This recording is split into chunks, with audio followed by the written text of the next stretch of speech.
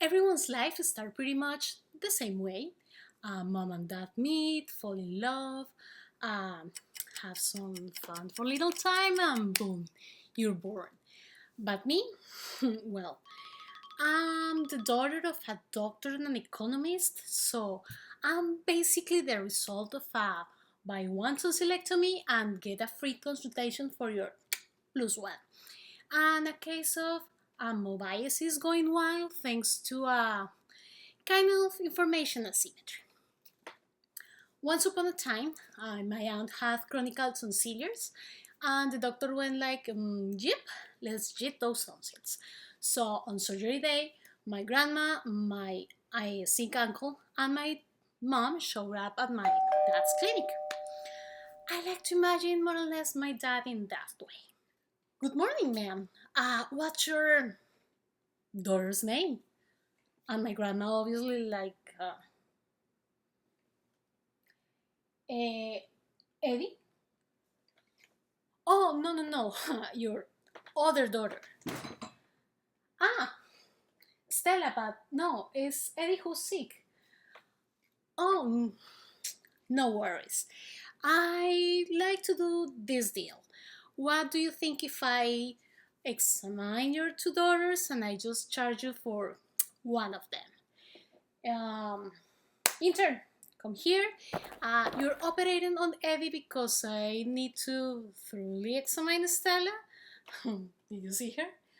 She looks healthy, of course, but I need to be extra sure. So, being honest, no clue what my mom's diagnosis was, but it must be really serious because my dad appointed himself her personal cardiologist for life. Next thing you know, he is proposing and dragging her home for daily intensive care sessions. Picture my dad more or less in this way. Okay, let's get that heart rate up tonight. Need me to prescribe something special tonight? And my mom, the model patient, was still ready in the exam table, ready for CPR sessions. Yeah, let's leave it in that way. Anyway, my dad treated my mom for 13 years. So either mom was real sick or she was real into his treatment plan. In any case, let's just say that my dad was a great surgeon but a terrible cardiologist because after all the therapy, 13 years, the only thing she got was an amoebiasis. Fast forward, one random day, my parents just traveled to San Andres. It's a beautiful island in the Atlantic Sea, just for vacations. My mom started cooking because probably the water there uh, could be like kind of toilet juice. So my dad, playing Mr. or Dr. McDreamy, hand her some antibiotics for amoebiasis and says like, nah, we're not flying home, you leave. So mom, despite the nausea and the discomfort, decided that those vacations days were the perfect time to learn water skiing.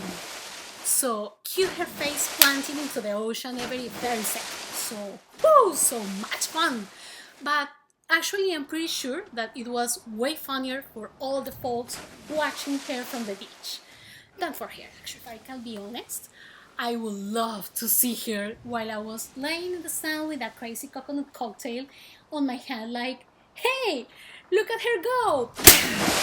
Oh wow, that's not a water skiing, that's a belly flop championship. Woohoo! And there she goes again. But no, clearly that was a blast for everyone, her included, but not so much for my amoebas, just trying to survive in there. But sometimes trauma is kind of love language, maybe. And I think probably that's why I'm addicted to adrenaline now. So thank you, Mom. Actually, whenever we make family plans, my husband's first words are always like, okay, I'll go, but I just need that you know something. I'm not going about to cheat myself to the void, okay? So you knock yourself out if you like, but leave me here where I know my ass is still intact. Did you understand what I'm saying? However, 3 years later,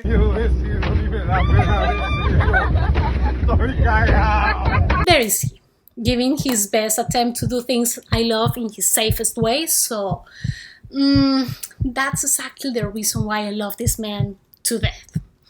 And of course, I always smile and kiss him. And it's funny because our little ritual always ends with him saying like, I know you love me because I'm the only man who will follow you into every batshit crazy idea you dream up. Jesucristo, you've got a rocket up on your ass. But rewinding back to my most strange day of my life, while I was still in my mom's room, because apparently just one near death experience wasn't enough fun for that day. Of course, during the night, that was still on doctor's duty, so they were on vacation, so her nightly medicine was chased with crazy coconuts and pina colada cocktails. Meanwhile, you can imagine me, the amoeba, in her uterus while knuckling like, Mom, stop, please, I'm trying to disappear here. But finally, vacations ended. So they go back home and another doctor was in charge of my mom, thankfully. And he was like, okay, let's check your belly. Have you taken a pregnancy test? I imagine my mom's reaction, more or less like, excuse me, I'm sterile, married for 13 years, 0 babies, I have been vomiting, dizzying on enough antibiotics to kill a horse, and now you are asking if I'm pregnant? But of course she did a test, so obviously it was positive. So the surprise! Instead of an amoeba, they got me.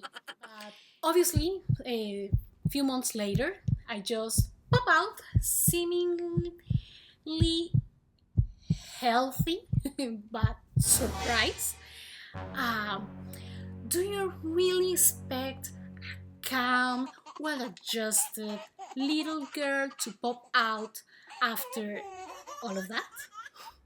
So, oh yes, because obviously a fetus marinated in tequila, antibiotics, and seawater was going to emerge as a picture-perfect, docile little angel. Actually, I seriously believe that my birth certificate should be listed like cause of existence, hold my cocktail genes, plus questionable parenting. There is a funny memory when I was more or less 12 or 13 years old, when my mom just gathered so many pictures of me since I was baby to more or less I was 12 or 13 years, and she decided to hang them in a wall in her room. So one random day, my uncle, my aunt, and my cousins, and basically all the family came home, and my uncle Marta just looked the wall and says like, "Oh, haven't you seen that? Isn't it cute? Look, the amoeba metamorphosis." So, of course, it was a familiar joke for many, many, many years. But coming back when I was born, I have to say that my mom had always wanted a girl.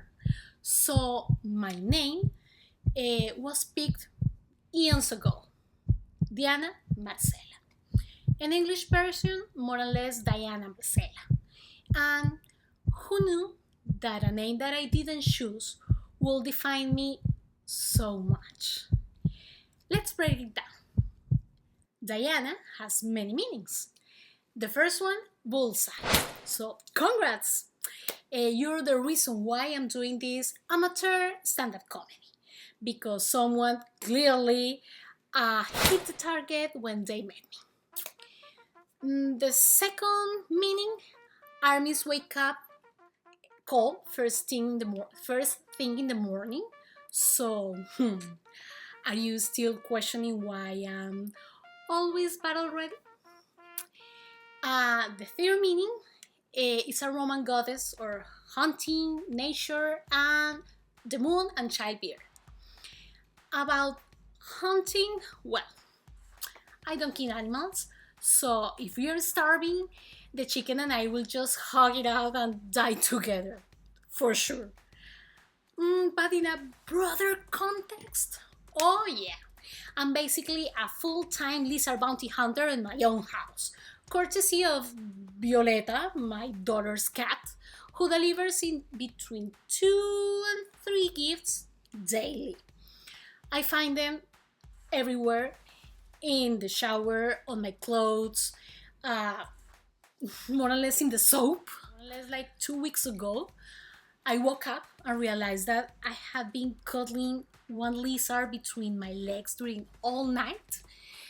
But the best part was when I thought I have crushed the lizard between my thighs because it wasn't moving. So only to pick it up and realize that it was just peacefully napping. So the lizard blinked up to me and like, "Hey girl, did you sleep well? Good. Could you put me back, please? I appreciate it." And I was like, no, you have to go. Thank you. Or there is a link between Diana and nature. And well, I'm basically the opposite of a Disney princess. I don't hug the trees, I climb them. I'm not that girl high in the mountains waiting for a man to rescue her. No, I basically climb those mountains. And I love swimming in rivers and sea. I don't like the pool actually. So my happy place is always outdoors, full of plants and mud. And the more wild nature, the happier I am. Diana is also linked to the moon. So considering that my brain usually is outer space, the moon sounds great. I don't know if you guys have seen Inside Out, the movie. For those who haven't, that's the deal. Inside of our brains, there is a cleaning crew. Phone numbers. We don't need all these. They're in her phone. Just forget all of that, please. Hi. Forget it! I need to find Friendship Island. 4 years of piano lessons. Yeah, it looks pretty faded. You know what? Save chopsticks and heart and soul, get rid of the rest. Are you U.S. presidents? What do you think? Yeah, just keep Washington, Lincoln, and the Fab one. Forget them! Hey, you can't throw those away. Those are perfectly good memories. The names of every cutie pie princess doll. Yes, that is critical information. Glitter Storm, Honey Pants, and Forget them!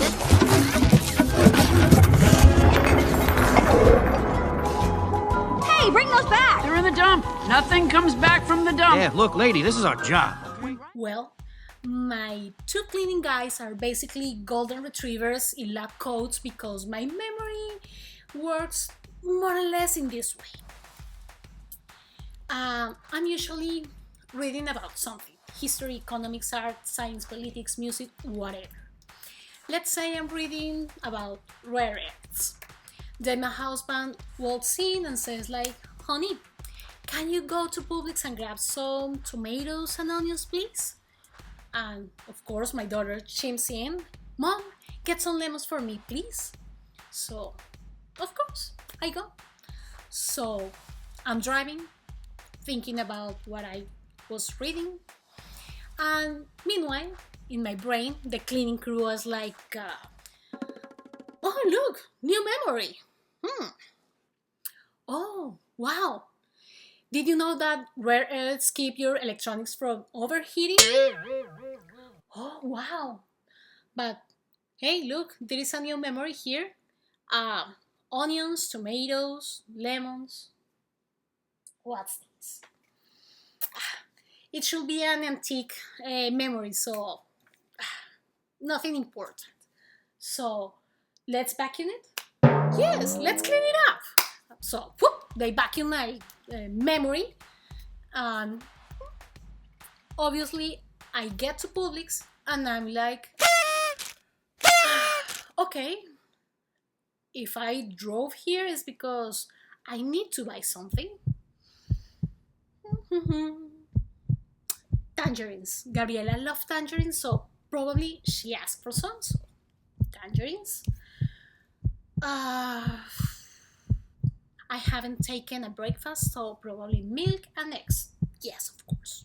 So I buy tangerines, milks, and eggs. That's all. I get home and my husband is like, okay, well, you get milk, eggs, cool. Did you leave the tomatoes and onions in the car? Then my daughter pops out like, hi man, did you get my lemons? I'll come back in 10 minutes, okay? Thank you. So, if Diana is linked to the moon, it's because those brain janitors are clearly moonwalking in the air. And finally, Diana is also linked with childbirth. Well, I'm a miracle. I'm survived dad's antibiotics treatment and my mom's belly flop championship. So if I'm literally proof that what doesn't kill you leaves you great anecdotes. So do you still have any doubt about my first name, Diana? Marcela, my middle name. It means young warrior. I can say that at 40, I'm still fighting my battles, just not with weapons. If you have checked my Facebook, you realize that my combat experience is 5 years on Mortal Kombat on Nintendo, Super Nintendo, and the first PlayStation. I made it Kitana, but now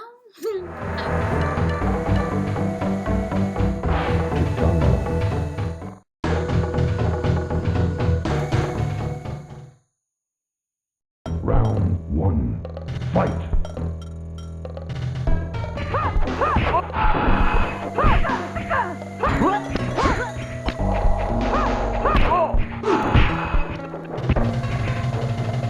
Kitana wins.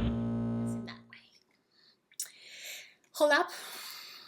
Hold flashes.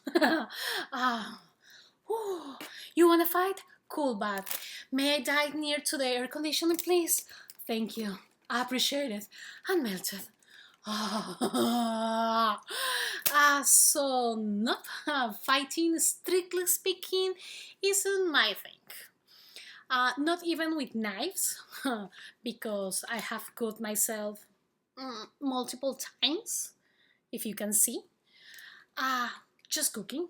So in a fight, I've probably end up stabbing myself.